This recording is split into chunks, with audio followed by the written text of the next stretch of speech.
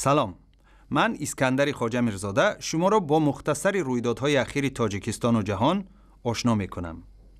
روز پنجشنبه در پایتخت تاجیکستان قبل از آغاز جلسه شورای وزیران کارهای خارجی سازمان عهدنامه یا خود پیمان امنیتی دسته‌جمعی، پرزیدنت تاجیکستان امام علی رحمان اشتراکچیان نشست را به حضور پذیرفت. در جلسه سازمان وزیر کارهای خارجی ارمنستان ادوارد نالبندیان، همتای بلاروسی او ولادیمیر مککی، وزیر کارهای خارجی قزاقستان ایرلان ادریسوف، روسیه سرگئی لاوروف، قرقیزستان ایرلان ابیلدایف و وزیر کارهای خارجی تاجیکستان سیراج‌الدین اسلوف به حیث نماینده کشور رهبر دوری این سازمان اشتراک کردند. در این نشست مشکلات بین المللی و تهدیدها به امنیت منطقه بحث شد.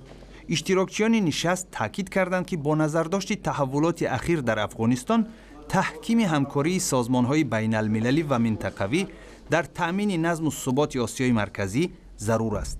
در نشست دوشنبه که در حضور رهبران سازمان امنیت و همکاری اروپا برپا گشت، جشن 70 سالگی پیروزی بر ناتسیسم آلمان هم بحث شد. فردا 3 اپریل نشست هیئت‌های کاری 6 کشور عضو این سازمان به ارزیابی وضع افغانستان بخشیده می شود. ملا عبدالرحیم، استاد دانشگاه اسلامی تاجیکستان و یکی از رهبران سابق اتحادیه مخالفین تاجیک، دعوت کرده است که حزب نهضت اسلامی تاجیکستان همچون سازمان تروریستی و اکستریمیستی منع گردد. چند روز پیش نماینده شورای علمای اسلامی تاجیکستان هم در نماز جمعه بستن این حزب را مطرح کرده بود، ولی نمایندگان حزب نهضت این پیشنهاد را غیر قانونی مینامند. ملا عبدالرحیم یا خود عبدالرحیم کریموف پیشنهادش را در سمیناری روز پنجشنبه تحت عنوان همکاری جوانان با مقامات کارهای داخلی در مبارزه بر ضد افراطگرایی که در شهر دوشنبه برگزار شد ابراز داشته است. اما نشست یا خود سمینار بخشیده به همکاری جوانان با مقامات داخلی در مبارزه با افراطگرایی که در قرارگاه کتابخانه ملی تاجیکستان با شرکت نمایندگان همه منطقه‌های کشور تشکیل شده بود، اساساً به جلوگیری از گرویدن جوانان به سازمان‌های اکستریمیستی اختصاص یافته بود.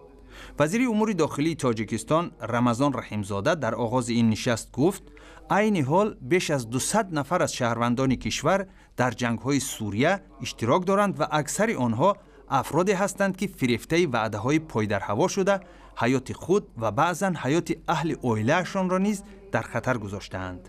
رحیمزاده افزود که در داخل جمهوری نیز شماره جوانان شریک در گروه‌های افراطی رو به افزایش است.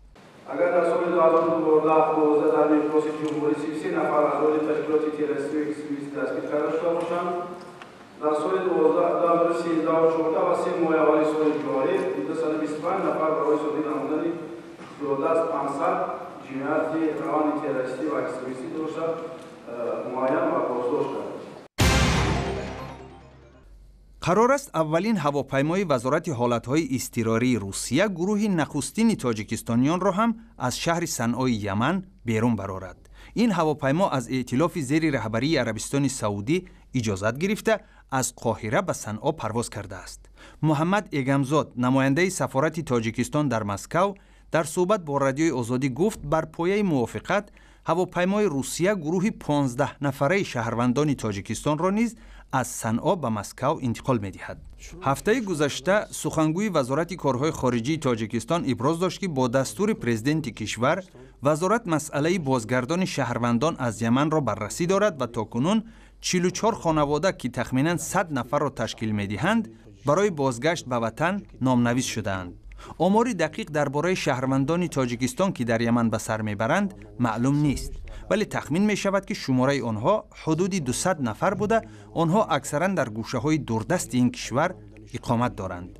روزهای اخیر با اشغال مناطق بزرگ از سوی نیروهای شورشی مسلمانان شیعه مذهب حوثی، ائتلاف زیر رهبری عربستان سعودی در یمن عملیات نظامی هوایی راه اندازی کرده است.